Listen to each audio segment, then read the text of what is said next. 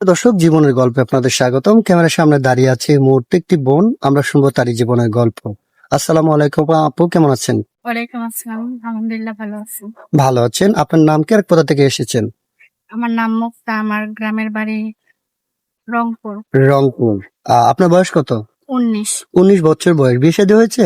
জি না, বিয়ে শাদী এখন হয়নি। মাশাআল্লাহ, দেখতে তো অনেক সুন্দর। কেন এখনো বিয়ে শাদী হয়নি? আমাদের এখান থেকে যৌতুক নেই তো, যৌতুক হ্যাঁ হ্যাঁ, সেটা আমি জানি। সামর্থ্য নেই আমাদের। উত্তরবঙ্গে যৌতুকের প্রথা যেটা, সেটা যৌতুক ছাড়া কেউ বিয়ে করতে চায় না। জি না, আচ্ছা ঠিক আছে, আপনার ফ্যামিলিতে কে কে আছে? ফ্যামিলিতে বাবা নেই, মা আছে, আর আহ, আমি একা। আপনি একা? আপনার জি। কোনো ভাই বোন নেই? না, আপনার আব্বু কি হয়েছেন? আমার বাবা মারা যায় রোড অ্যাক্সিডেন্টে। রোড অ্যাক্সিডেন্টে আপনার আব্বু মারা গিয়েছে। আপনার জি। কত বছর বয়সে?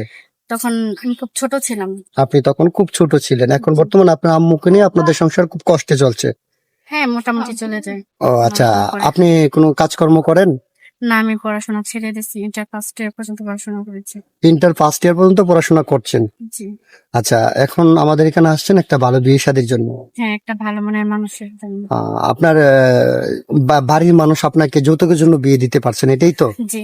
আপনাকে যদি কেউ যৌতুক ছাড়া বিয়ে করে, তার কাছে বিয়ে বসবেন? জি। আচ্ছা, আপনাকে যিনি বিয়ে করবেন তার বয়সটা কেমন হতে হবে? বয়সটা কোনো ম্যাটার করে না, একটা ভালো লাইফ পার্টনার, সে আমাকে ভালো রাখবে, enough। মানে আপনি একটা কেয়ারফুল মানুষ চান, জি। মানে যে আপনাকে একটু কেয়ার করবে, একটু ভালোবাসবে। হ্যাঁ। আচ্ছা ঠিক আছে, সমস্যা নাই।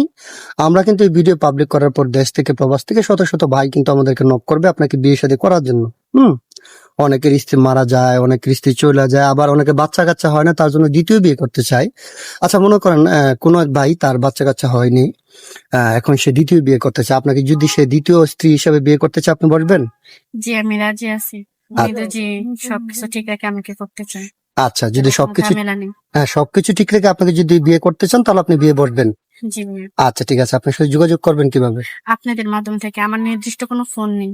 আপনার ব্যক্তিগত কোনো ফোন নেই? জি না। আচ্ছা ঠিক আছে, সুপ্রিয় দর্শক, এই মুহূর্তে ডিসপ্লেতে যে নাম্বারটি দেখতে পাচ্ছেন, এটা হচ্ছে আমাদের ইউটিউব চ্যানেল কর্তৃপক্ষের নাম্বার।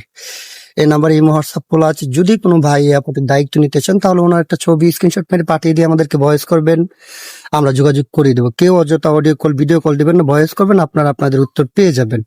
আচ্ছা ঠিক আছে আপু, আপনাকে একটা কথা বলি। অনেক ভাইয়েরা আছে যারা বিয়ে শাদী করার পর আপনাকে বাড়িতে রেখে প্রবাসে চলে যাবেন।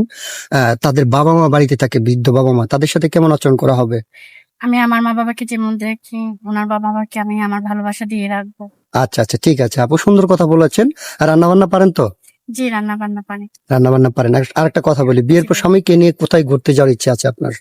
এটা উনি যেখানে নিয়ে যায় আমি সেখানে যেতে রাজি আছি। আমার পার্সোনালিটি ওরকম করে কোনো আপনার ব্যক্তিগত কোনো ইচ্ছা নেই, মানে উনি না, যেখানে উনি নিয়ে যেটা যাবে, বলে সেটাই। উনি যেখানে নিয়ে যাবে সেখানে যাবেন? জি। আচ্ছা ঠিক আছে আপু, আপনার জন্য শুভকামনা। ভালো থাকবেন, সুস্থ থাকবেন। আল্লাহ হাফেজ।